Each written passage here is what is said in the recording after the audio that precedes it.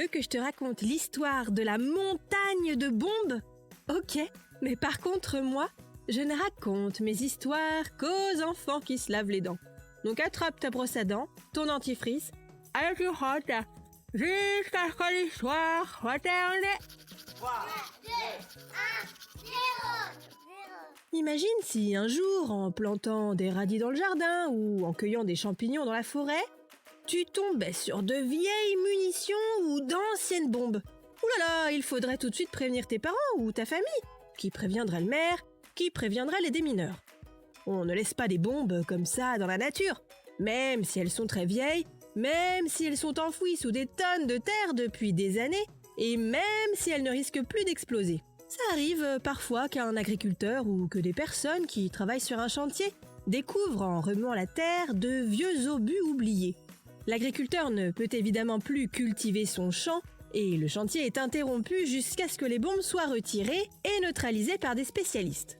C'est ce qu'il s'est passé dans un village du nord de la France. Tu veux savoir ce qu'ils ont découvert? Je vais te raconter ça dans un instant.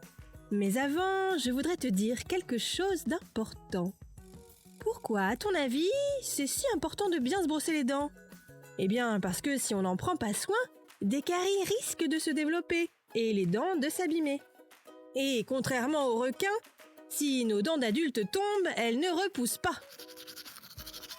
Pour en revenir à notre histoire de bombes découvertes par hasard, c'était sur le chantier de construction d'une éolienne. En creusant, les ouvriers sont tombés sur une montagne de vieux obus datant de la Première Guerre mondiale. C'était il y a 100 ans. Waouh! Au total, il y avait 1580 obus empilés les uns sur les autres. 1580, tu te rends compte? Si un seul avait explosé, boum, tous les autres auraient fait pareil. Ça aurait pu faire de sacrés dégâts. Avant le début des opérations, il a donc fallu évacuer le village. Pendant 5 jours, les 550 habitants ont dû aller se mettre à l'abri le temps que les bombes soient toutes déterrées et évacuées. Des dizaines de gendarmes, de pompiers, de démineurs et même des drones ont été nécessaires. C'était une très très grosse opération de déminage, je te l'ai dit. Le stock de vieux obus était énorme. Tout s'est bien passé, les obus ont tous été récupérés et détruits.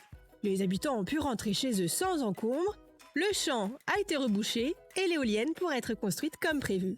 Tout est bien qui finit bien. Bon, montre-moi un peu tes dents. Fais A, fais I. C'est pas mal ça, bien blanche comme il faut. Tant pis pour vous les caries. Allez, maintenant, au lit. Je vais pas aller me coucher. Retrouvez les épisodes des Dents et Dodo sur le site et l'application BFM TV et sur toutes les plateformes de streaming. Si cet épisode vous a plu, n'hésitez pas à lui donner une note, à vous abonner à la playlist et surtout à en parler autour de vous.